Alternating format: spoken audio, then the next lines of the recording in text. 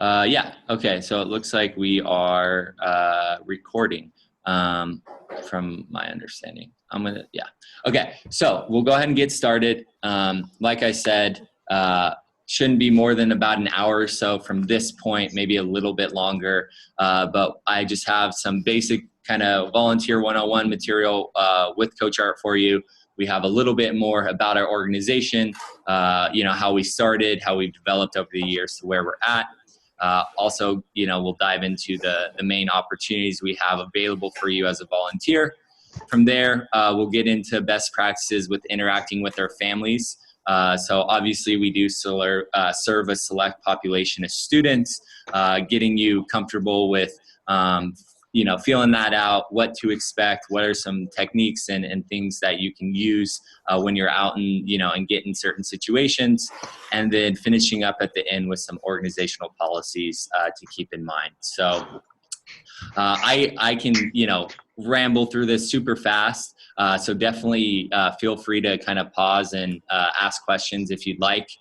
Just either interrupt me. I'm definitely not shy. Or I'll also be taking breaks here and there just to make sure everybody's absorbing the material, because it's mostly for you guys. So definitely don't hesitate to bring up any questions. It actually helps kind of me pace things out when I'm getting some participation. So that's the main stuff we'll be going over tonight. So we'll go ahead and get things kicked off. So yeah, a little bit more about us. I'm sure, most of you have seen some version of this mission statement. It's a little lengthy for my liking, so I really just like to focus in on a couple key words that I think do a really good job of talking about what we do and how we do it. So the first one is transformative.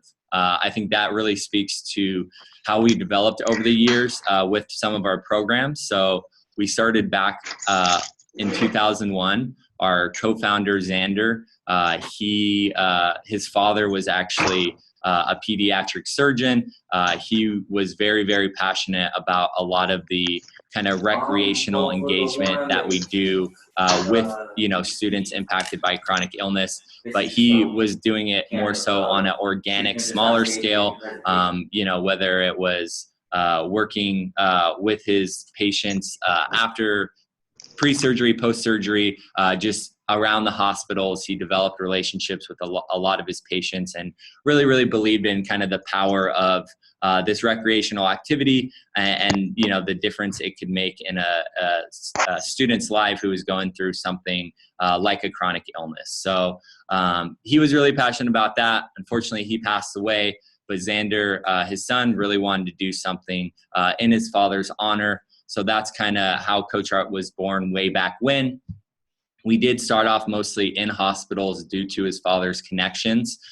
So helping out with things like support groups and one-day events here and there. But they were more sporadic, kind of spread out throughout the year, not as consistent as we do today. And also mostly took place in that hospital realm. The more we did that, the more we realized that outside of this hospital setting, the healthcare setting, there's not a lot of continued resources for the students that we are serving in their everyday lives. So once they got out of treatment, beyond the support groups and things like that, they weren't necessarily always able to participate in the common youth programming, like whether it was like AYSO soccer, Little League baseball, or rec center art classes, things like that weren't necessarily available to them due to some of the physical limitations, obviously, and also financial limitations of chronic illnesses for a lot of families are also a major factor in their lack of resources. So that's kind of where we shifted our focus, wanted to be able to bring those opportunities to them in their everyday lives. So now the majority of our programs are going to be in their everyday lives in some capacity, either one-on-one, in their home, which we'll talk about, or out in the community at parks and rec centers, things like that, where we're getting groups of students and groups of volunteers to come out and have a good time together. So that's kind of how go ahead. Can I ask you, so what do you, and maybe this is a dumb question, but like, I guess, what do you consider like a chronic illness, or like, what is the range of like limitations that some of these kids have? Yeah. Right?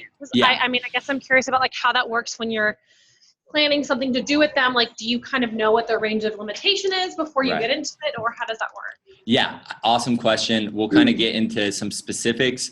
Basically, chronic physical illness we'll talk about, I think, next slide, but it's essentially anything that affects a part of the body and requires 3 or more months of treatment.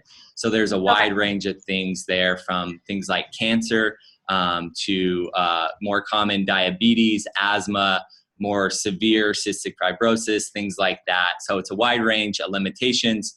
We'll definitely get you kind of that information about their limitations beforehand if you're going into any lesson with a student, so you can kind of mentally prepare and start to think about maybe some things you might factor into the equation. And then we also like to really focus on that like first introduction, you taking some mental notes about things that you might need or might need to accommodate down the road. So it's kind of a multifaceted approach, but yeah. So for example, Great question though, and like I said, we'll get into more of those specifics in a sec. Okay, cool. Awesome. And then so that's the main thing. Second word that I like to focus on is families. So a unique part about what we do here at CoachHeart is, in addition to all the patients that we serve, we also provide our services to any siblings the patients have as well. The nature of chronic illnesses can often have large impacts on the whole family and not just a specific patient. So the siblings are often dealing with their own kind of issues related to the illness, maybe feelings of involvement within the family. It can be hard for a lot of parents to be able to balance both the patient's illness and then giving the attention to all the other siblings in the family. So that's a big thing that we really like to stress, that whether it's patient or sibling that you're working with, obviously every student is going to have its own unique set of needs, and we'll try to do our best to get you prepared for what to expect and be able to help out all the kids in the family. So I really love that part of our mission. Our families are super, super appreciative of everything that we do for them. We've been working with a lot of them for multiple years, upwards of 5, almost 10 years sometimes with some of our families. So they're comfortable with, our volunteers coming in. They're going to be very welcoming of you. And I think it really creates kind of a unique family vibe within our programs here at CoachHeart. So that's definitely an important thing to keep in mind as we move throughout the training as well. So that's at our mission, at our kind of core, what we're all about.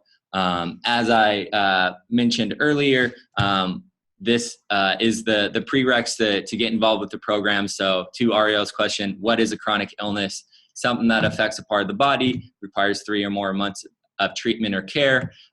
So wide range of chronic illnesses there. Some are going to be more severe and require more accommodation. Some are less severe physically, and you might not need to make any specific accommodations. They might not have any physical effects. And then also you throw in the siblings who don't have the illnesses either. So it's a wide range of students that you could be paired up with here at CoachHeart. The other question that I get a lot is if we work with any learning disabilities, anything like that, whether it's autism, Down syndrome, really, common prevalent things that a lot of kids are, going through and living with these days. We don't have the resources or training to try to tackle that whole issue by ourselves, but there is a smaller subset of our population that do have chronic physical illnesses that result in learning disabilities, things like brain tumors and stuff that affect the neurological processes. Those are students who, of course, we still serve, but specifically the students who only have the learning disabilities aren't going to be eligible to participate in the programs. So we leave that to kind of other organizations to tackle. The age range, 5 to 18 years old. When they turn 5, if it's, their siblings are already involved in the program, they're going to be eligible all the way up until they turn 19. It doesn't matter if you're a patient or a sibling, if your patient sibling has already, graduated, as long as you're, part of our services all the way up until they turn 19 is going to be, our kind of main age range that we're working with. So lots of different kids and stages there that you could also be paired up with. Last thing I like to go over with the kiddos, just kind of broad overlook at some of the diagnoses. As you can see, cancer is unfortunately a huge population that we do serve. Lots of kids. Pediatric cancer is a huge thing these days. Beyond that, you could have different stages.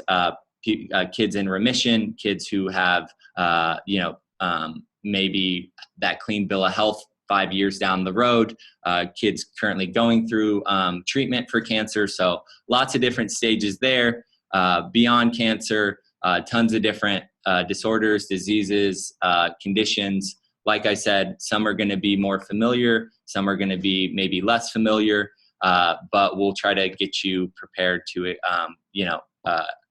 plan for any student that you could be matched up with. So that is the basic foundational information that I'll go over with you.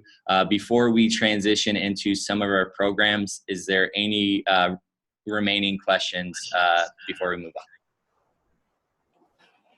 I'm good. Okay. I've got one. Okay. Sorry. No, please. I love the participation. It really actually helps. So when we are, and maybe you'll go over this again, and I'm asking in advance, but when we are spending time with these kids, especially for some of the ones that maybe are a little sicker than others, Right. is there parental supervision, or is there a guardian that's there that can help in case something does happen accidentally? Yeah. Take childhood diabetes, for example. I know that insulin's involved, and whether or not, there's certain amounts of times where kids have to take shots every day, and they have to do, blood level monitoring. So what is our role there, and do we have people helping us? Yeah, absolutely. Great question. Definitely there's always going to be a parent or guardian present. That's our main kind of prereq from the family side. They're aware of that policy.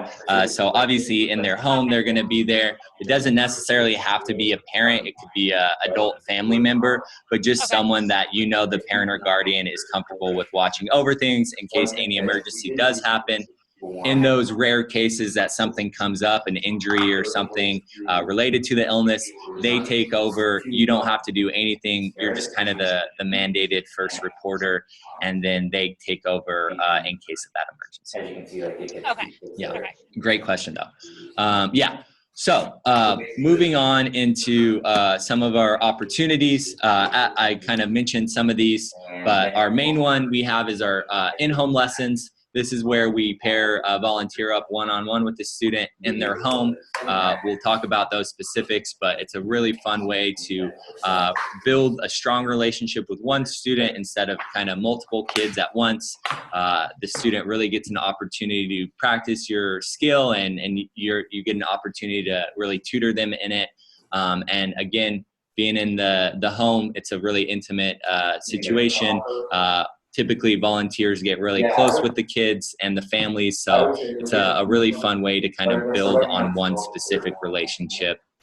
Then we have our clubs, which are fun for different reasons. You're getting together with typically 3 to 4 other volunteers, 8 to 12 kids in most clubs.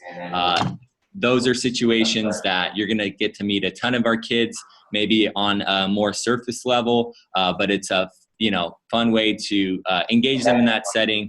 I know as a kid growing up, my main thing was sports, and I feel really, really comfortable in the team setting, facilitating in the team setting, my experience as a coach.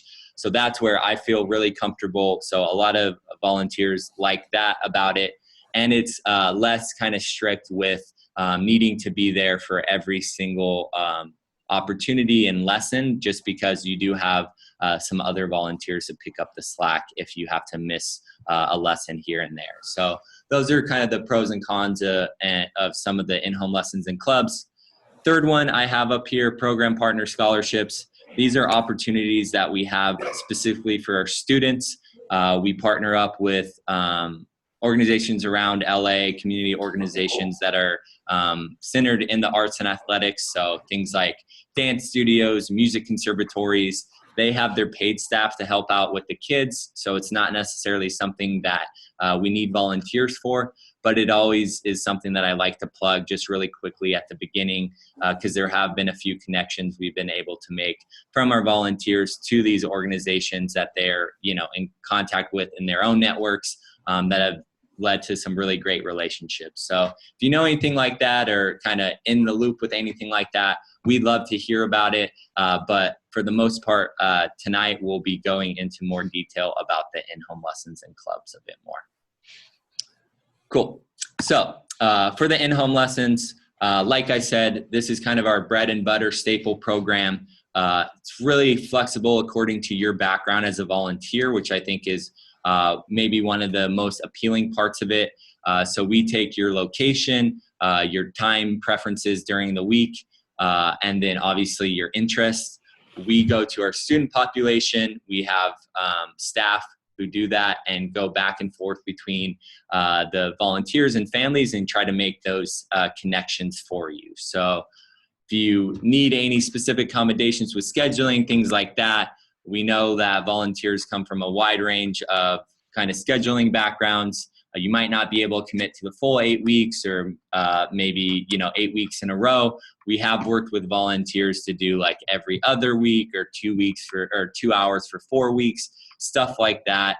Essentially, as long as you're interested in trying to work out an in-home lesson with us, we're going to work with your background and try to find you a student that fits that criteria. So like I said, typically results in some really close bonds with our kids. I know that being in the home is a kind of unique situation. Not every youth organization you're going to be that up close and kind of intimate with the family. Our main reasoning behind that is twofold. One, it does a lot for the families as far as convenience and accommodation. Some of our families are struggling with, again, monetary situations, maybe multiple jobs that they're working to, accommodate their family, one vehicle to no vehicle homes. So getting out to places can be a little bit harder for them. By going to their home, you're literally bringing the lessons to them, which is a huge help. And then the second part, which I think is the most important, is that we're engaging the students in a setting that they're most comfortable and familiar with. So we do work with a lot of students who are struggling with, being a little bit more shy, more self-conscious due to some of the illnesses and things that they're going through.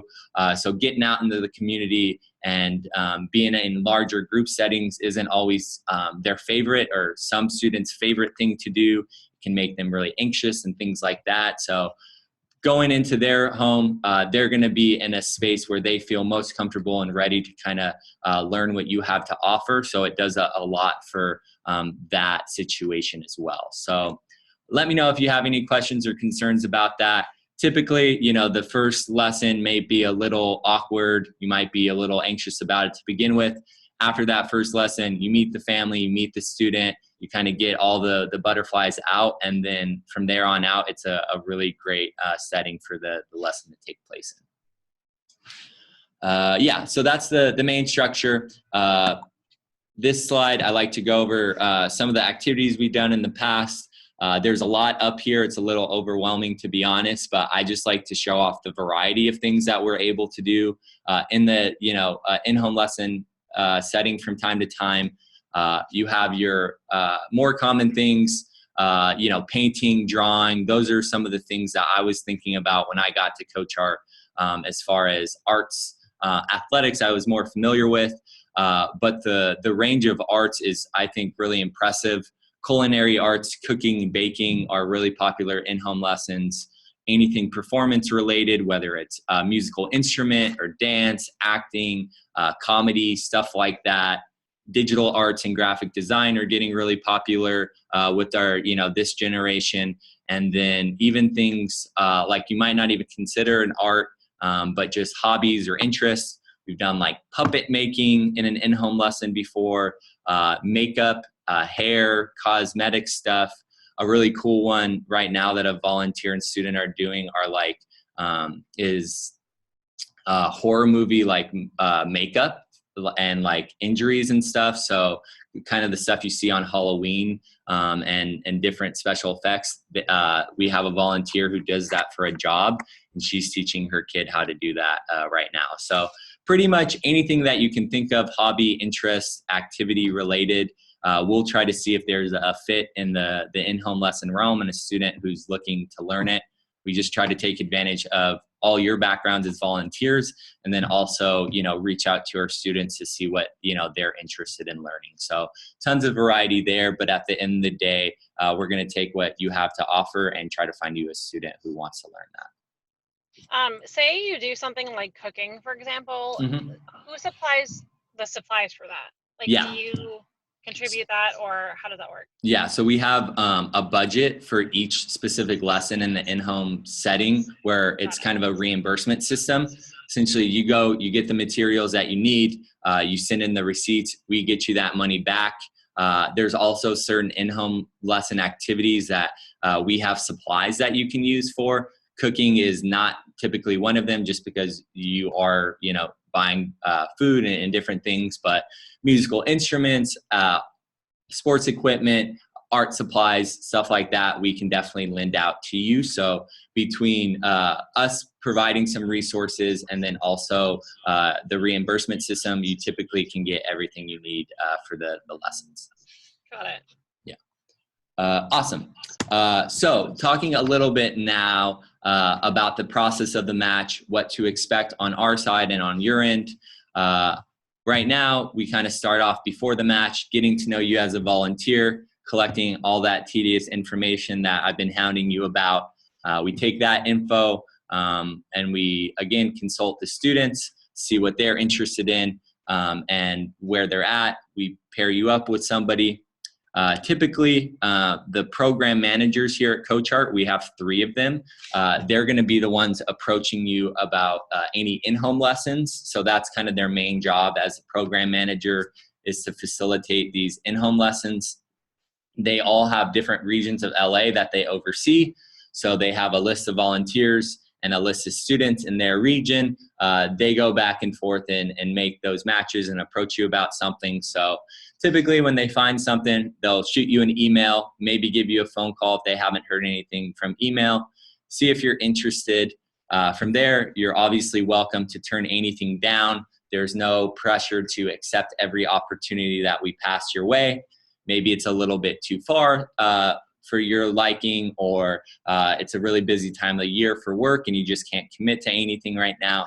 It's totally okay to pass on something. But assuming that you are interested in what they have to offer, they'll kind of lock that lesson in place, make that connection, help you through the planning stages, and get you ready for what to expect. So they're going to be your main point of contact. As far as the planning goes, typically that revolves around a lesson outline. That is something that we know the majority of volunteers coming in have probably never done before. I like to say from the start, it's not like an 8-page presentation or anything like that you need to do. Mostly it's going to be like a 1-sheet piece of paper just to get the ball rolling and get you thinking about some of the things that you might need for the lesson, some overall goals that you might like to see accomplished, kind of prereq stuff that you'll be able to fill in a little bit of detail before you meet the kid. And then once you actually have that first lesson or that first couple lessons, that's when you can fill in all the details about different activities that you can do and maybe accommodations that you might need to make. So we're not expecting miracles from the start. It's really going to be kind of a skeleton to begin with. And then as you go along, you're more than welcome to add to it, to change it, to scrap it. We here at CoachArt don't really tell you what to teach. We have resources that can support you with ideas on, different lessons you could do and what have you, but we're not going to be judging you on if the student learned this or that or whatever. It's kind of up to you. Once you meet the student, you get a feel for their skill level and stuff like that. You can kind of make those appropriate decisions, but we're going to be more checking in about, hey, how's it going? Have you built that relationship? Are you guys having fun? Are you laughing? Are you smiling? Those are the things that are more important to us.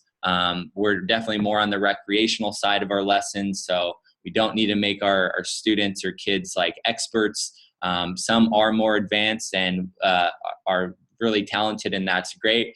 But a lot of our families find us just for the fact that we're a very low pressure environment, low key setting where the kids can have fun doing something that they want to try out, and they can build those relationships with our volunteers. So don't feel too much pressure to have this crazy outline to begin with.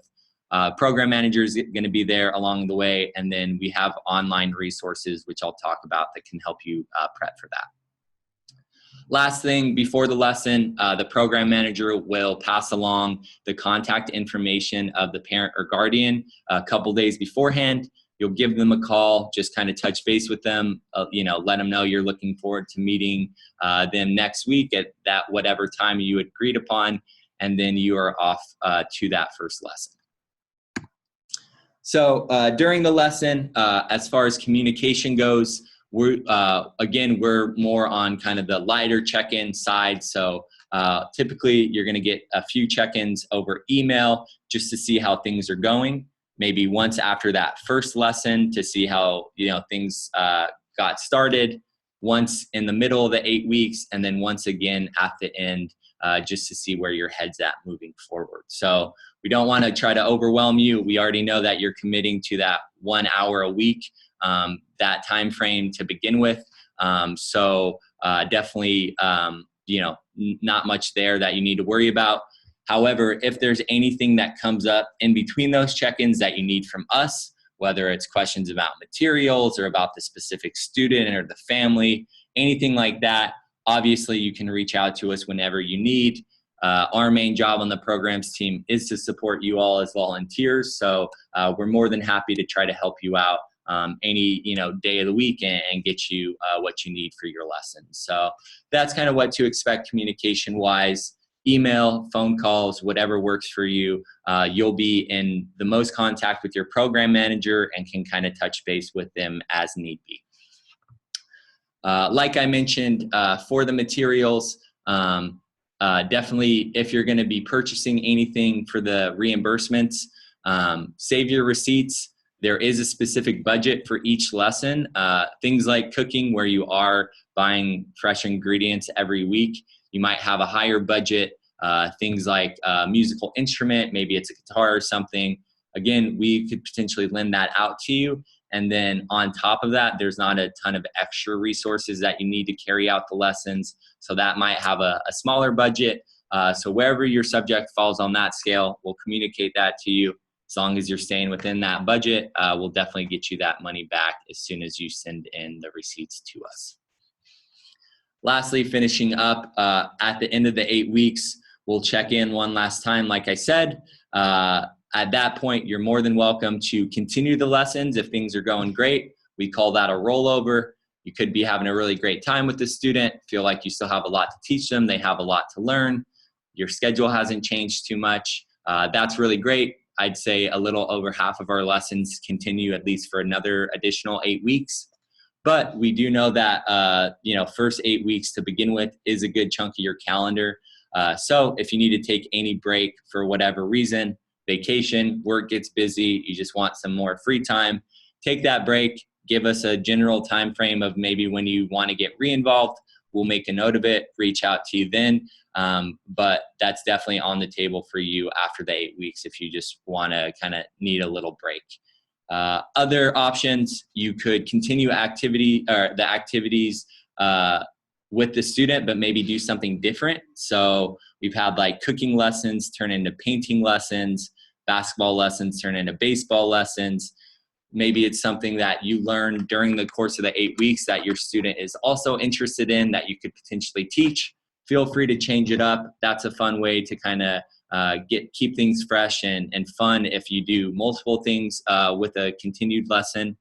Or the last option is continuing to do lessons, but maybe working with a different student. So we have some volunteers who specifically like to work with different students throughout the year to kind of spread the wealth around a little bit. So if you ever get into the situation where you want to continue, but maybe look for a different student, let us know and we'll kind of restart that process all over again and get you another student that you could potentially work with. So I'll take a break there. I know that's a ton of information. Any follow-up questions before we move on to our club opportunities? Yeah, I have a question.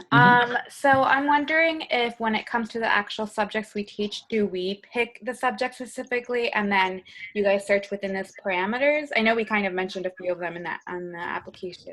Right. Yeah, great. Yeah, great Or question. do we get approached about it if it's in our general area? Yeah, so typically we're going to approach you about a specific lesson. So you have, the subjects you listed on your profile. If there's anything at this point that you'd like me to add to that, feel free to reach out. I know the training kind of sheds light on a lot of this stuff, so we can definitely add things, but you'll have those however many subjects listed. The program managers typically look for the students to match first. They talk to the families, get a feel for what they want to do, and then they'll reach out to any volunteers in their area who have that specific skill. So they're typically going to be approaching you more specifically about a subject.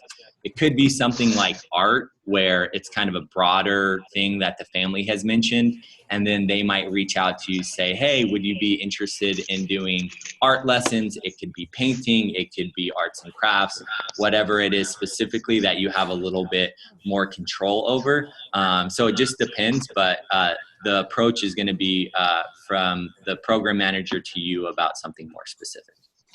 Okay, thank you. Yeah, great question. Awesome. Cool. So that leads us into our next little section about our club opportunities. Like I said, this is a really fun way to get out in the community, get with groups. I really enjoy them. I help out with a lot of our sports programming. Typically, it's going to be at some type of a community location. For a lot of our art clubs, we do them at the office here in Koreatown, just because we have more difficulty finding specific art spaces that we can use around LA. So there's a good chance that whether it's like a music club or a general art club, something like that, could be located here. We are trying to get those out into the community more as well. So there's a chance down the road that they might take place at different locations. But it's really the sports that we put out in different regions. So obviously the nature of sports, it's a lot easier for a lot of the sports to do them in the team setting. So we tend to offer more opportunities in that group setting for sports. So typically we have like a season for each different sport that we work with, where it might be basketball season. We have like 3 clubs in different areas of LA running simultaneously. Maybe one in like the Valley, one in South or Central LA, and then one in East LA, just to spread out the opportunities, get as many kids involved and as many volunteers involved as possible. Because doing the sports in the in-home lesson setting is definitely a possibility, but it's just not as common. So we try to kind of make up that gap there by doing multiple sports clubs together. So you'll have the multiple sports clubs in one season, and then typically one art club going on at the same time over the course of any given 8 weeks. If you think about that in the context of a year, that's maybe like 6 to 10 sports clubs, or 6 to 10 sports that we're doing, 6 to 10 art subjects that we're doing. So it's not necessarily the most variety or the variety that you would be able to get from the in-home lesson setting, just because we're planning for the groups and we need to really hone in on what's going to draw the most kids and be the most popular in the group setting. So it's not the best for variety, but if you do see something that kind of gets you interested, you can find all the opportunities in our monthly newsletter. That's something that I work on. I send out at the beginning of every month to all of our active volunteers. It'll essentially have all of our club opportunities listed, what we're recruiting for, the logistics for it, and might have some other, special events and things like that going on as well that I'll include. So that's kind of your main point of communication for anything outside of the in-home lessons. So that's something to be on the lookout for. If you see something that you're interested in, it's typically a simple sign-up form. you show interest, I'll get back to you about your spot, whether it's confirmed, you're on the wait list, et cetera, depending on the timing. It could be multiple responses there, but I'll let you know where you're at.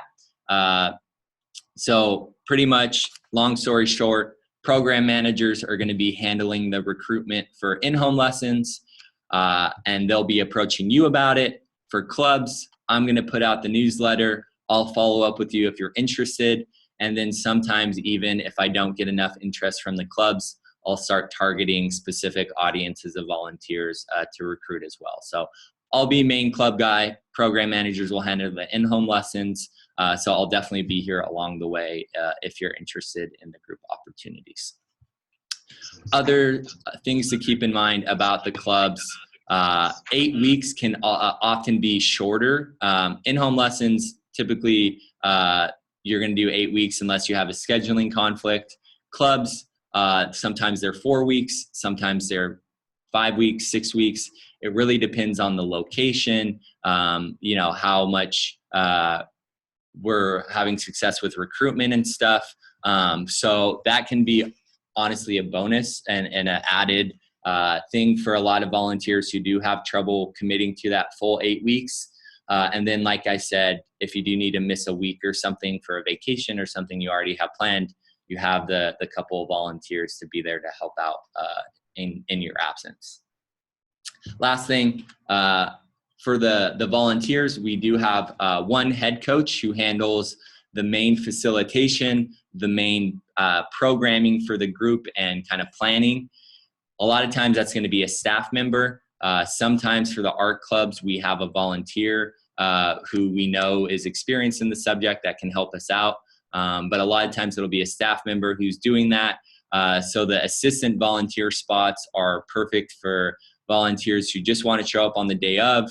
You don't necessarily even need to be an expert or like proficient in the skill. You can kind of be there to help the kids who need a little bit more hands-on support, to need more supervision, things like that. So that's a really kind of fun, casual way to get involved in some of our programs if you're like not super confident that you have like the best teaching ability in the one-on-one setting. So those are all the things club related. Any questions for those before we move on? So the only clubs you have for sports and art. Say that one more time. So the only that you have are sports and art? Yeah, it's arts. So like arts encompasses like music. It can be visual arts, so painting, drawing. We've done like cooking. So pretty much all the subjects that you saw in the in-home lesson setting, we kind of pick and choose different things here and there according to some of the feedback we've been getting from our families. Okay. Yeah. So lots of variety there, just not as numerous technically as the in-home lesson setting. Awesome. Okay. So that pretty much does it for the clubs. Last thing I like to go over before we transition into best practices is just kind of a look at the lessons timeline that we have here.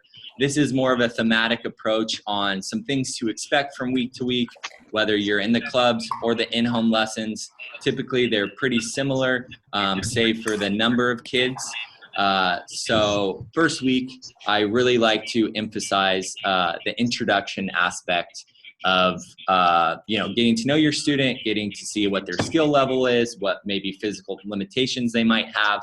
All that stuff that you can collect in that first lesson is really going to help you down the road to be able to prepare and plan for the rest of the 6 or 7 weeks. So I like to encourage having a few icebreakers that you can do, because it's going to be, again, maybe a little awkward at first getting to know them, make the student feel comfortable, get to know them a little bit more, and then focus on one kind of basic activity to start. You don't want to like overwhelm the student. You're still not totally sure on where they're at with their skill level and stuff. So focus on one simpler objective or thing for the day. An example of that I always like to use, like cooking, for instance. A really fun, easy thing to do for the first lesson is just like making a recipe for their favorite food. So you're not necessarily diving in and getting your hands dirty cooking right away, but you're kind of testing their knowledge, seeing how much they know about cooking going into it, maybe how much experience they have. So you'll run into the situations where student says their favorite food is mac and cheese.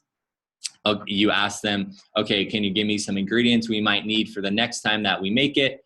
You have your students who are going to be like listing off specific spices and cheeses and instruments you need to use. Obviously, you can get a feel those students have spent some time around the kitchen before, so you might need to start at more at an advanced level. And then you have your students who are going to look at you with a blank stare and be like, you know, I don't really know. I just know it tastes really good and I want to learn how to cook it. That'll obviously give you an idea that, okay, maybe we start the next lesson with intro into some of the utensils that we might be using and some of the things we might need. So definitely keep it more simple. That example can be applied to a lot of different subjects depending what you're going to be doing.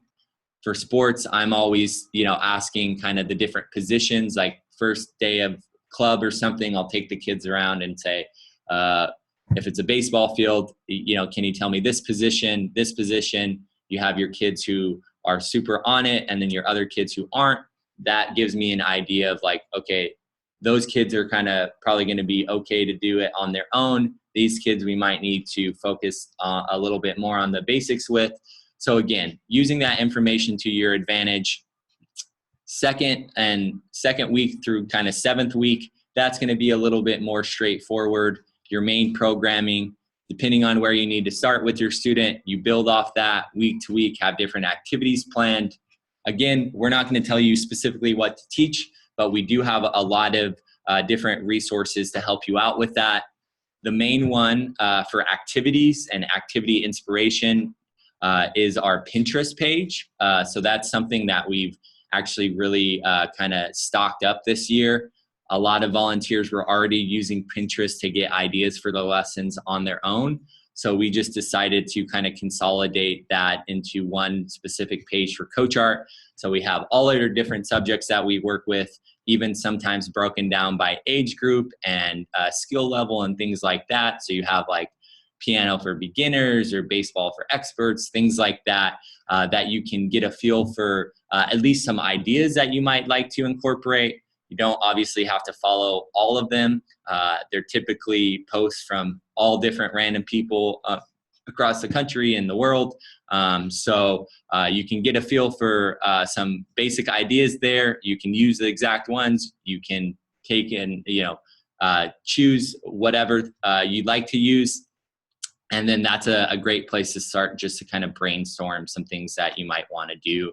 Because I know, being proficient in a skill or an activity isn't always the same as teaching that to somebody else. You could be the best tennis player in the world and not have an idea of where to start when it comes to teaching. So that's definitely something that you can use to your advantage if you like. Last thing, week 8, or the last lesson of the in-home lesson or club, we like to do celebrations. So whether it's like a little award ceremony where you print out the certificate, or you follow up and do like a showcase of some sort. Really popular ones for the performing arts are like in the in-home lesson, maybe you get the rest of the family together on your last lesson. The student performs that song that they've been learning how to play on the guitar, or that dance you've been teaching them. A little recital can be really, really cute for the people that they feel comfortable doing in front of. Stuff like that, where it goes above and beyond just your basic week-to-week programming and more so focuses on the celebration aspect, looking back on what you taught and what the student's been able to learn. So we have some ideas for that as well that you can use, but really at the end of the day, it's up to whatever you and the student or students want to do to celebrate. And that pretty much does it for the program's information that I have. So one quick little break for any questions, and then we'll go ahead and get started with the best practices.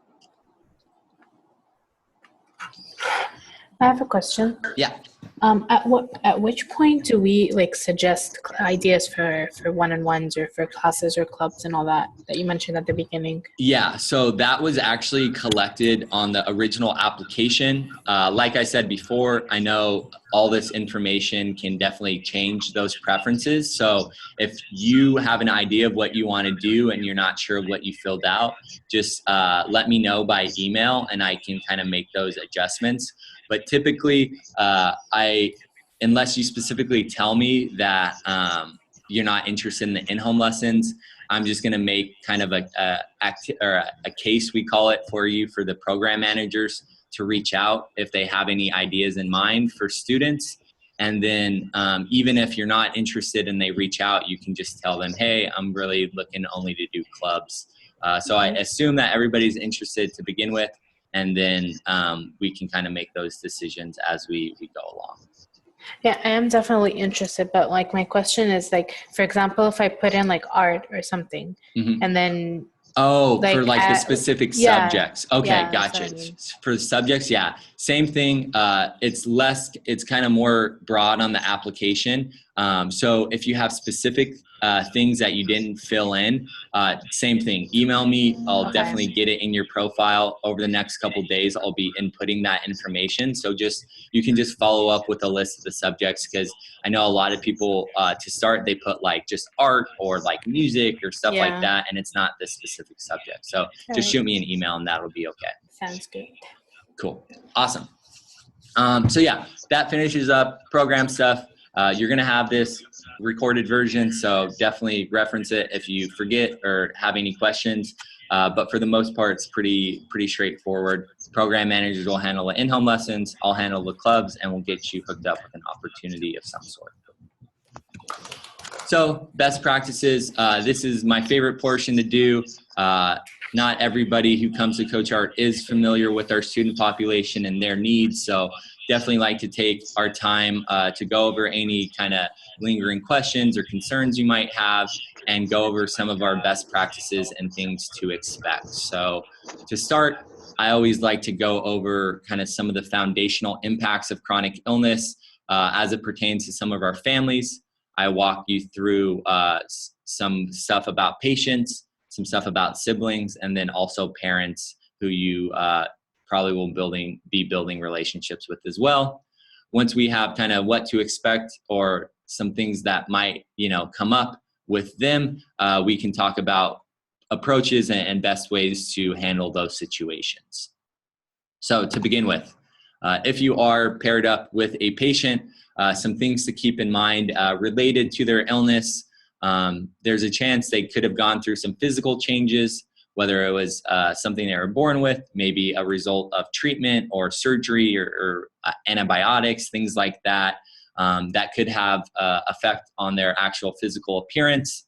This, of course, definitely could result in some self-consciousness. Maybe they're a little bit more shy.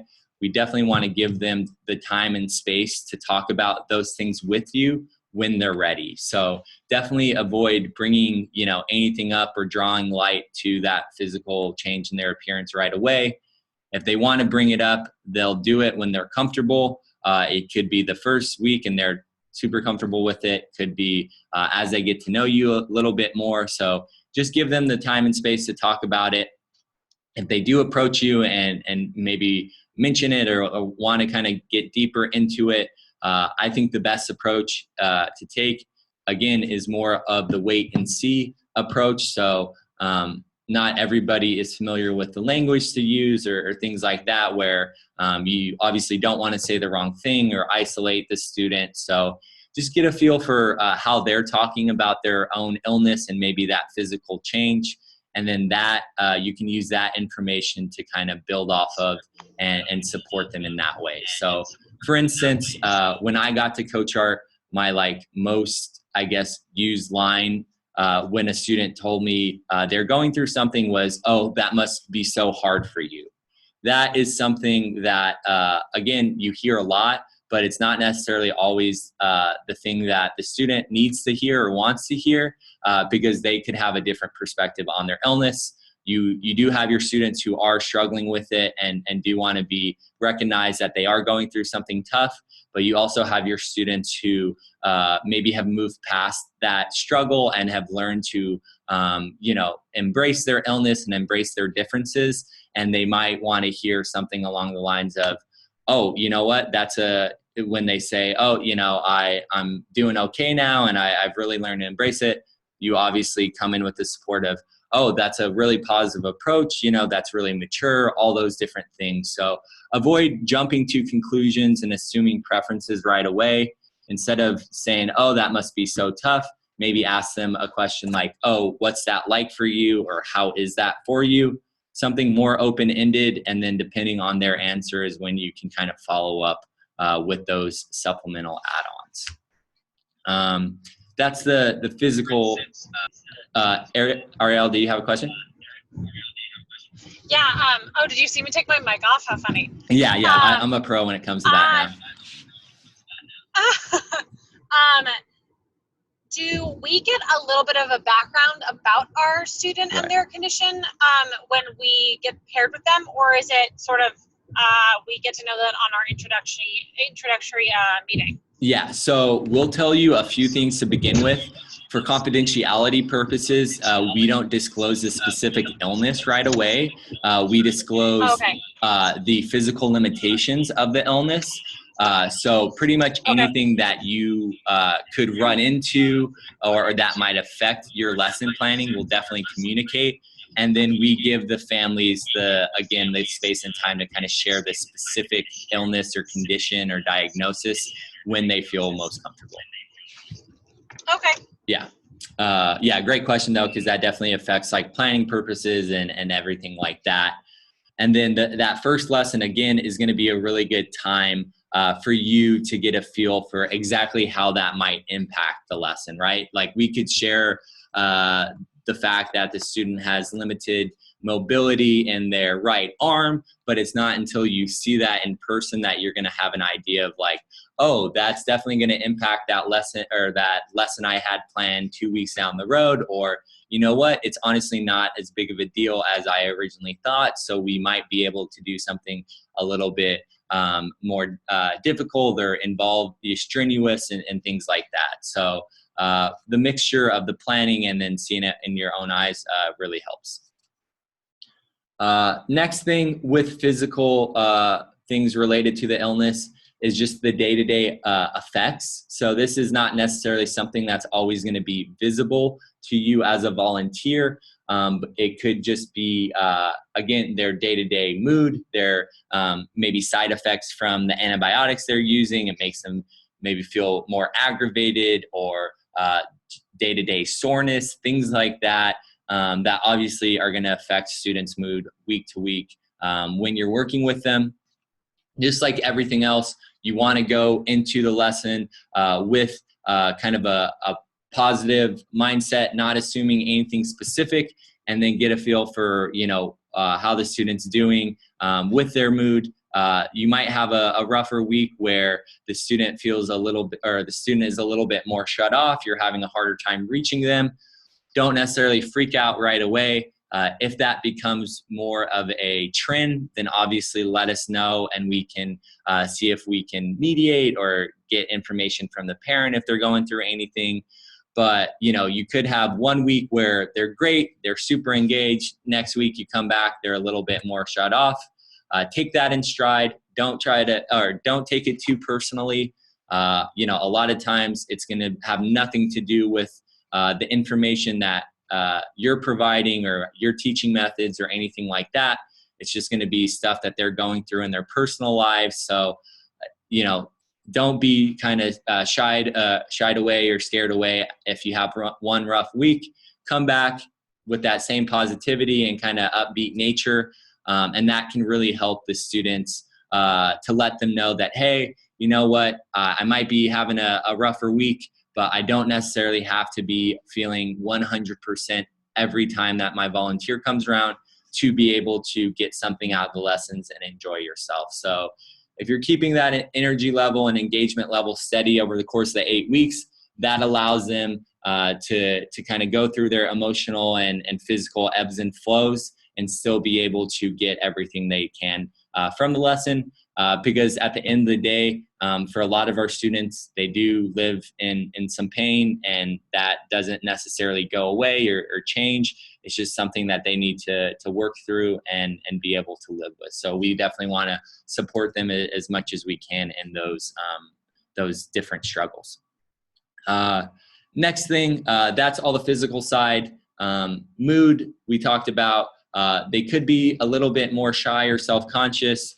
For those students, again, work on the icebreakers. Maybe it's something you need to do at the beginning of every lesson instead of just the first lesson. Make them feel as comfortable as possible. We'll get into some more techniques there. Also, with another smaller subset of our population, they are in and out of the hospital, maybe not currently in school. Sometimes it's harder for them to maintain friendships and relationships because of that.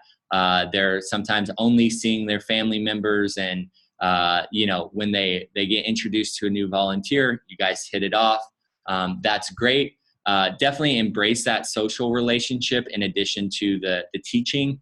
I think it's more the mentorship that makes our matches the most special. Some of the friendships that have been built out of our different matches that I think kind of encompasses what we're about at CoachArt. So take the time to ask them how their day's going, and maybe if you have this great activity lesson planned and you want to get right into it, but the student just seems like they're chatting a lot and they're just kind of talking about your day. Take that 10 or 15 minutes to do that with them. That can make the world of difference for them.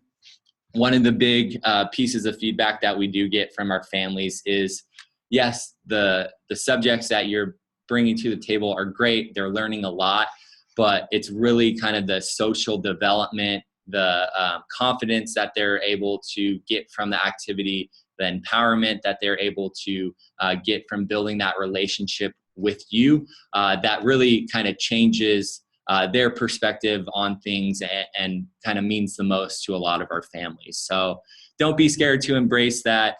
We have volunteers and students who have been working together for upwards of a year, 2 years. They're attached to the hip. We're not here to tell you what you can or can't do outside of CoachArt with the student. As long as you and the family, of course, are on the same page about it.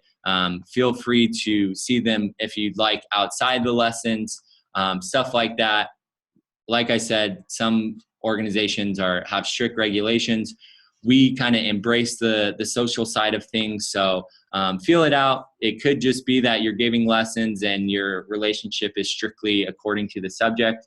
But if you run into the situation where you guys just hit it off, embrace that bond. And it's, I think, the most special part about what we do at CoachArt. Last thing, I mentioned this a little bit earlier, but financial limitations, physical limitations prevent a lot of our families from getting these services elsewhere.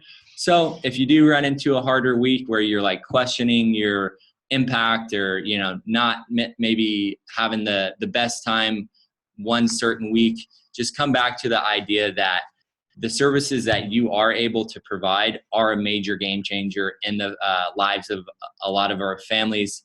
Without you, they wouldn't have the opportunity to try new things, to see what their interests are. I know as a kid, I went through hundreds of different stages of wanting to learn how to play soccer and cook and surf and all these different things that I didn't necessarily stick with, right? But it did allow me to find the things that I was passionate about. Those passions have had a direct impact on my personality and who I am today. So that's the opportunity that you're bringing into the lives of our families on a week-to-week basis, is just that opportunity to learn and try new things and find what they're passionate about. So it's all the more reason why the three of you are amazing for wanting to get involved, but it's a nice little thing to keep in mind on maybe a week where it's a little bit harder. So yeah, that's patient perspective. Next, talking about our siblings. This is definitely something that I like to spend some time with. I know a lot of volunteers find us because they do want to work with the patient. It is a great experience, but I do like to take the time to demonstrate the importance of our sibling program at CoachArt. For a lot of different reasons, our lessons are really, really meaningful to our siblings. Oftentimes, they're not necessarily going to be obviously physically invested in the illness, but emotionally, they are very present. They're often going to different appointments and treatments with the family. A lot of the family's schedule is dictated according to the the specific patient. So they may be getting frustrated over the fact that, you know, they're always doing certain activities for the patient and not necessarily according to their own needs and things. So they can be struggling with different feelings of jealousy, isolation. They're natural things that happen. Parents and families do their best to kind of manage everything, but it can be really tough. I mean, I was out at one of our group events last week, and I was talking with a new family, a new mom. She had just recently signed her kids up, but she was saying that her daughter, who was the sibling, had been having a really, really hard time at school. She was dealing with anxiety and all these different things, and the mom had no idea necessarily what was going on. She finally figured out that she was struggling with this whole perspective of, you know, getting frustrated over the fact that everything was according to her brother and what his needs were, and hers weren't being met. So she came out to this fashion show event that we had for Lucky Brand, and the brother didn't come along. The sister was super interested in fashion, and her mom was like, you know, this is a day that I want to make about her, and she has her interests and needs being met. So think of that on that kind of perspective on a week-to-week basis. You're paired up with a sibling. You're showing up specifically for them to see what they want to do and to spend time with them. It means a lot to them. It can mean a lot to their kind of overall perspective on things and their development. So take that commitment seriously. For every one patient, there's a good chance that they have a sibling or two. So there is a solid chance that you might be paired up with one. So just take that in stride, and it does really make a big difference when you're able to provide services for them. Wait, so or would we, if we're paired up with a student, then are we also paired up with their siblings? So would we be doing a group activity with like 2 or 3 of them at the house, or how does that work? Yeah, so the majority of the time we match specific students in the family individually. So you have a sibling who is interested in basketball, a patient who's interested in painting. We'll get volunteers for one-on-one for them. But then we do run into the families where the siblings do have similar interests. Maybe it's like they're close in age and they do a lot of things together. We will approach you to see if you're interested in taking on both of them, or the 3 of them, or however many siblings are in the family in addition to the patient. If it's like a group opportunity like that where you could be working with multiple of them, we'll see if you're interested and kind of go from there. You definitely don't have to work with multiple of the kids. If we approach you about it, you could say, I'd just like to work with one of them. We can find other volunteers to help out with, you know, the other siblings that are involved or the patient that's involved. So I'd say probably 70% of the time it's going to be one-on-one with a sibling or a patient. Maybe 30% of the time you might get approached to do group lessons with multiple kids in the family. Lastly, for parents, you are probably going to be developing some type of relationship with them as well, whether it's in the club setting or obviously one-on-one in their home. Just like the students, they're going through a lot themselves. I'm sure you could guess a lot of these, but a lot of parents are often dealing with stress, being tired, overwhelmed at times, protective. Again, natural things that happen. It's definitely not to paint our parents as emotionally unstable or anything like that, but it's all stuff that we want to be aware of, we want to be conscious of, and be sensitive of week to week. we have our parents who are super involved, and they're going to ask you how your day is and, you know, how the lessons are going with the kids, maybe offer to help out. Then you also have your parents who like to take the time that you're working with their student as, you know, time for them to get just that 1 hour relaxation, or for them to get other chores on their to-do list done because they haven't gotten to it yet. So depending where your parents at on that scale, again, be sensitive to what they're going through, and just know that at the end of the day, they're often the most appreciative of the services that you're able to provide. That's one of my favorite parts about Coach Art, honestly, being out of our programs, seeing some of the genuine smiles and emotion on our parents' faces when they're able to see their child or children participate in these programs. It's not something that happens every day for them. So they're going to be very welcoming of you into their homes and into their families when you're working with them. Yeah, so that's pretty much some of the things to be on the lookout for. Again, this is not to paint our siblings into one box, or our patients into one box, or our parents into one box. You could run into some of these things. You could not run into any of them. But if you do, at least you'll be kind of aware of them and kind of know what to be on the lookout for if any of them do occur. So that's the foundational impacts. Next, we'll take some time to go over some techniques to support some of these things. So for our patients, if you are paired up with the patient, most important thing to keep in mind, we want to go into the lessons with the perspective that we're not treating them like they are sick. Obviously, we want to be very aware and sensitive to their limitations and needs, but you don't want to go in assuming that they can or can't do anything specifically.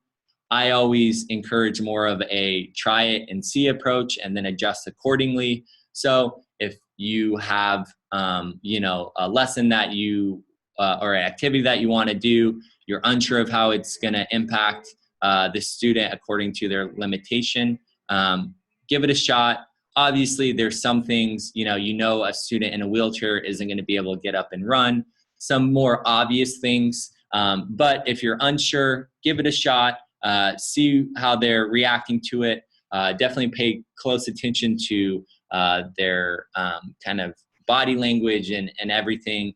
Ask them questions. I think that's kind of the most important thing. If you're keeping an open line of communication with the student, you're going to have a better feel for how they're enjoying it. If they do need help, if you think they need help, don't necessarily give it to them right away. You want to ask to see if they want it first. You know, some students do have limitations that they're pretty comfortable with and like to push themselves. And even when they're struggling, they like to kind of test themselves and push through those limitations. So you could think they need help. They might not need it or want it. And that's when you back off some and let them to try to do it. Then you could also run into the situation where a student is struggling and they do need some help or some accommodation. For those instances, that's honestly the hardest thing to do on your feet. You know, like when you're in the middle of a lesson, if you haven't really given it a lot of thought beforehand, you know that the student is struggling, you know that they'd like some help, you're unsure of how to bridge that gap and kind of accommodate or adapt to their needs. So I always encourage planning for those situations. Again, according to the knowledge that you're able to gather from the first couple of lessons, always kind of filter that into the equation when you're planning for future lessons. So if you think there's a chance that the student is going to struggle with the activity you have planned for that week, think about it beforehand of the different scenarios that could come into play. So you have your scenario where the student is good, doesn't need any help. Great, that's obviously ideal. Then you have the scenario where the student maybe struggles a little bit and does require a little bit of help, but it's not like a total deal breaker. What are some small little adjustments that you might be able to think of beforehand that you can just slide in seamlessly during the activity, so it's not a big kind of attention draw or anything like that? And then there's going to be situations maybe that occur for some volunteers where you've planned super hard, you don't think anything's going to come up, and then something out of the blue happens that prevents the student from doing the activity or doing the activity well. Don't feel like you have to find the perfect solution right away in that moment. If you need to just take some time to think about it, I always encourage having a backup activity that you can bust out at any time. Use this. Maybe it's something they've already done before, something that's a little bit easier. Use this kind of as a, not a stalling technique, but as a way to reset the scene a little bit, buy you some more time to give some thought to the activity they were struggling with. So use those backup activities when you need the extra time. And then don't be afraid to reapproach those activities they struggled with at a later time or date. So could be later in the lesson and you do a backup activity, and that gives you some time to think about what they were struggling with and a way to overcome that within the lesson. That's great. But it could also be a couple weeks down the road where you're running into some things that are similar, and you're, give it some thought of, how do I approach this situation? How do we overcome this? If it's 3 or 4 weeks down the road and you think you found a solution, don't feel like you can't reapproach that. I think that can be a huge gain and win in the student's eyes when you're able to show them that something they did struggle with is possible in a different approach. Sometimes you just need some creative solution-oriented thinking and problem solving and all that. Example I always like to use is with actually this volunteer and student. Gray is one of our amazing Coach Art students. He's been kind of one of the faces of Coach Art for a long time. Joe is the volunteer. They're doing dance together. They've are one of the matches that I talked about as far as being together for a long time. They've been together for almost 2 years. They're like best buds. Anyways, paired up doing dance early on in their lessons.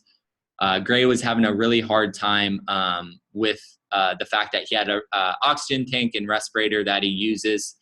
He needed a lot of breaks for the dances, and he was getting really frustrated that he was having to take so many breaks. Joe noticed this early on, gave it a couple weeks to think about it. After a few weeks, he finally introduced a chair into the dance routine that Joe could, or that Gray could sit in when he was tired. But instead of taking that full break, Gray would sit in the chair and they would still continue to do some minor choreography, shoot out their arms, kick out their feet, things like that, that it was more a part of the dance routine rather than like a break. And that really helped to shift Gray's perspective away from the fact that he was having to take so many breaks and dwelling on that and the fact that he couldn't do the activity to the fact that, hey, yeah, this is more of a unique way of, dancing and doing it, but this is my own way of dancing. It allows me to still have fun and do the things that I love. So if you run into a situation where like that, where it just needs some additional time to think about it, give it some thought. Don't be afraid to reapproach it down the road, and that can be a big help to the student's perspective, and they can kind of use that in any other area of their life where they might run into problems as it pertains to the chronic illness. Cool. So that's the physical side of things. That's kind of the approach we're looking for. We do have online resources that will help you out with working with specific limitations and disabilities, maybe more common ones. You can also reach out to your program manager. They have experience working with different families, and they have kind of some more knowledge that they could maybe share. So between the online resources, us, your own creativity, typically we don't run into many situations that we can't adapt to where the student isn't able to have a good time. For emotional stuff, we talked about the shy students having some icebreakers. Really easy thing to do is just asking them questions, open-ended questions about what it is that they like to do. It doesn't necessarily even have to pertain to your specific subject. Could be something they're wearing on their t-shirt, or maybe something you see in their room that you are familiar with. Ask them the questions that they they'll be able to kind of expand on and take in whatever way possible. But if you run into that situation where the student is just kind of stonewalling you and giving you one-word answers, I think the most useful thing to do with shy students to get them involved, and also just general students from CoachArt, is to work together with them doing the activity rather than kind of having the like over-the-shoulder approach where you're instructing them on what to do. If it's a painting lesson, instead of having one canvas and you giving them direction, you have a canvas, they have a canvas, you guys are painting the same scene together.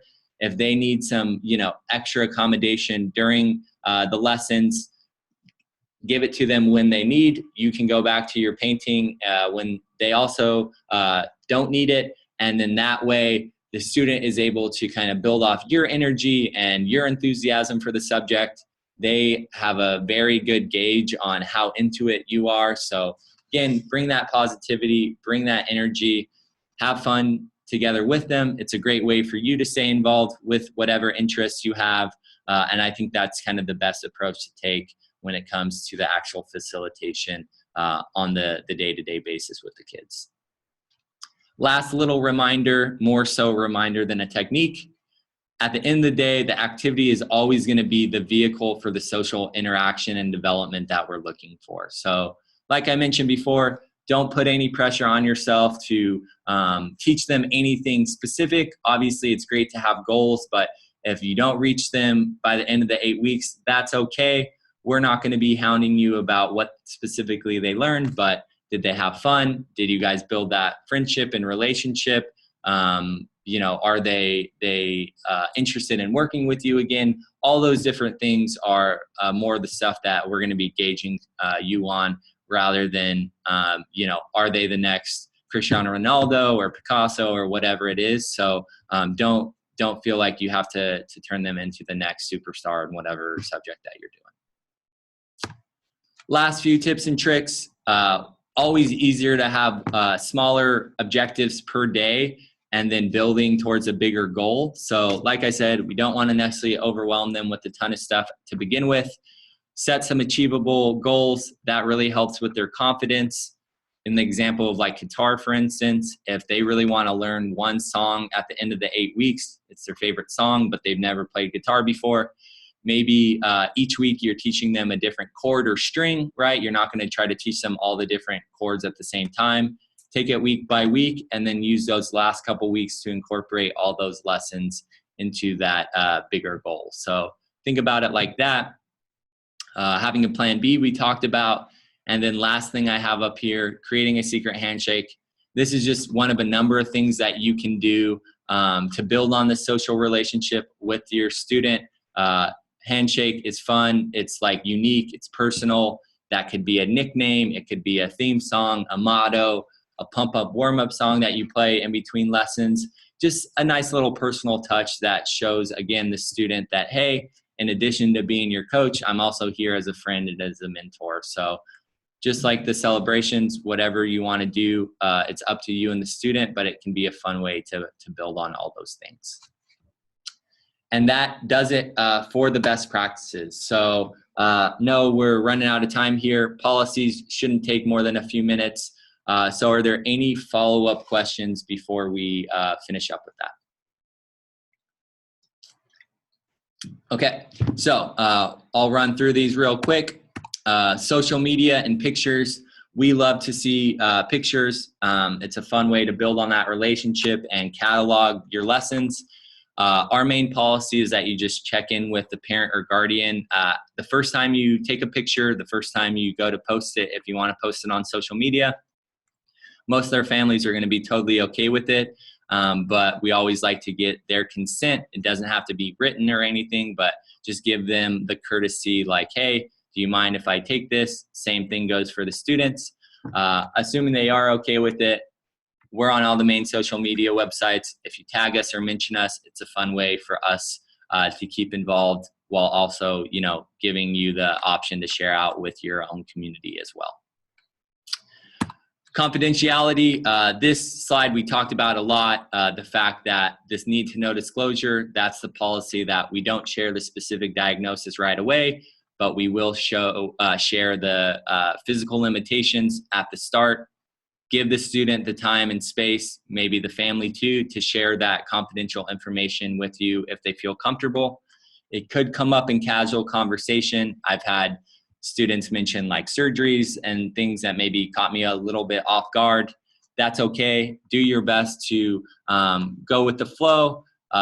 You can ask them follow-up questions that are, again, a little bit more open-ended. That will help to normalize whatever it is that they're going through. So don't feel like it's a taboo subject once they bring it up. Ask them those little questions here and there, and that typically makes the student feel, again, a little bit more comfortable with the things that they're going through. So give them the time. If they bring it up, great. Talk to them about it here and there. Gauge kind of their level that they want to get into with it. And then if they don't, that's okay too. And it's not the main reason why we provide the services. Health and safety, emergency situations like we talked about, parent or guardian is always going to be on site. You're just kind of the first reporter. You defer to them. Other situation that happens way more frequently is if you're ever sick or under the weather, it's always safer to push the lessons back. We do work with a few students who have kind of compromised or exposed immune systems from antibiotics and treatments and illnesses. Not every student's going to be like that, but we do tend to play it a little bit more safe. If it's a little cold and you're unsure, just reschedule with the family. It's as simple as shooting them a text or giving them a phone call. They might have to do it with you. Our main policy is you just let them know. We'll catch up with you in our regular check-ins, but just make sure they're in the loop first and foremost if you do have to miss a lesson. Other reminders, always confirm the presence of that guardian or supervisor. Like I said before, they go through their own orientation. They're familiar with the policy. But if there ever is a situation where the parent or guardian leaves for a second, it obviously makes volunteers feel uncomfortable. It could be picking up dinner or picking up a sibling or something. You can let us know about it. We can step in and help to mediate those types of situations. I know it's not the most pleasant conversation to have, to ask the family like, hey, why do you leave me with your kid alone? Or, where did you go? Or whatever it is. We can have those conversations with them, but at the end of the day, we don't really run into problems very often when it comes to that. Can I ask a question? Yeah, please. Just because I've worked in spaces before where, let me back up. So if we notice anything awry in the household, do we just tell you? Because I know that, I worked for the University of California for a long time. So we were mandatorily had to be, we'd have to give notice to authorities if we ever saw anything, and then if we didn't, we could ourselves get into trouble. So yeah. I'm asking sort of what the limitations are here. Do we report anything we see that might be weird, or do we give it to you, or how does that work? Yeah. Great question. All of our volunteers are mandated reporters. What that means is if you see anything that might raise alarm or you have any concerns about, you let us know. We can make the decision and then follow up with the proper kind of infrastructure, whether it's CPS or whatever that may be.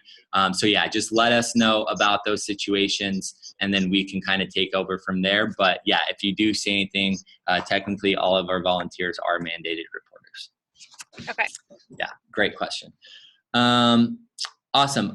Other things, field trips are really fun to do if you want to show your student your lessons outside, or what that has in the relative scheme of day-to-day life, whether it's like an art museum or a gallery if you're doing painting lessons, stuff like that.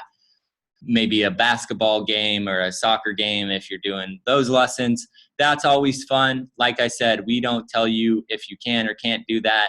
The main thing we like to remind you is just don't drive the student alone in your car, and don't spend time with them alone at wherever place you're going to. So essentially, you're going to meet the parent or guardian and the student at wherever you're going separately. You guys enjoy the day together, whatever you have planned together. And then it's just like an in-home lesson where there's supervision and, no liability things that can come up. So treat it like that, but that's always a fun way to mix it up and kind of keep things fresh.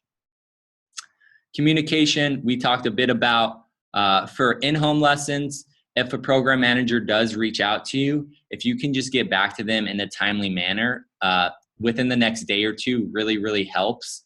It doesn't necessarily have to be 30 seconds after they email or call you, but just within that shorter time frame. That cuts down on wait times for matches. Typically, a program manager will wait 4 or 5 days to hear back from a volunteer before moving on. If that happens multiple times without hearing anything back, before we know it, it's been a month since the student hasn't been matched, since the other volunteers could have been approached. So that really helps. We do have a policy that if we reach out to you 2 times in a row about an in-home lesson, we don't hear anything back. It's like basketball in July and cooking in October. It's like you've maybe fallen off the map, whatever. I do send a deactivation email. That sounds really dramatic. It's not as dramatic as it sounds. You'll always have the option to stay involved if you'd like. Just let us know, hey, I got really busy with work and just didn't check my emails as much or whatever. But it does help me to weed out the volunteers that have had to move on. Maybe they've moved away and we haven't been in contact in a while, or they have started a new job and they aren't able to commit anymore. That way, when we're reaching out about the opportunities, we're reaching out to active volunteers who are able to commit and are interested in getting involved. So don't really run into many misunderstandings with that, but if you receive an email like that and you're still interested, just let me know and I'll keep you in the system. Dress code, comfortable clothing and closed-toed shoes. So we just now moved away from sending t-shirts out to everybody. It was getting really expensive the more that we kind of transitioned to the online trainings, but we still do have a ton of t-shirts at the office. So if you're ever around here for a club or picking up supplies, let us know. We can get you a shirt, but even the volunteers that do have shirts, don't wear them every week. It's a pain in the butt to have to wash them all the time. So wear whatever you're comfortable in, obviously what's appropriate for the lesson, and closed-toed shoes is one last safety precaution for the lesson. So that pretty much does it, guys. I know that's a ton of information. I'll pass this webinar along. Next steps we have are going to be welcome email and a handbook. So I'll input everybody into the system in the next couple of days. We'll probably get an email on Thursday or Friday saying welcome to the team. It'll have some information about what to expect. The volunteer handbook has a lot of this information for you. From there, the program manager whose region you're in will be alerted that you got a new volunteer, they're interested in doing this. If they have something right away, they'll reach out to you. Sometimes it takes a little bit longer to find you that student. I always say give it a couple weeks, like 2 weeks from today. If you're really interested in getting involved and you haven't heard anything back, you can reach out to me. I can see kind of what the situation, where it stands with your program manager, and then we'll obviously make it a priority. But typically program managers are always excited to get new volunteers, new subjects and interests and things into the pipeline. So hopefully they'll be reaching out to you about an opportunity in the coming days after you get that welcome email.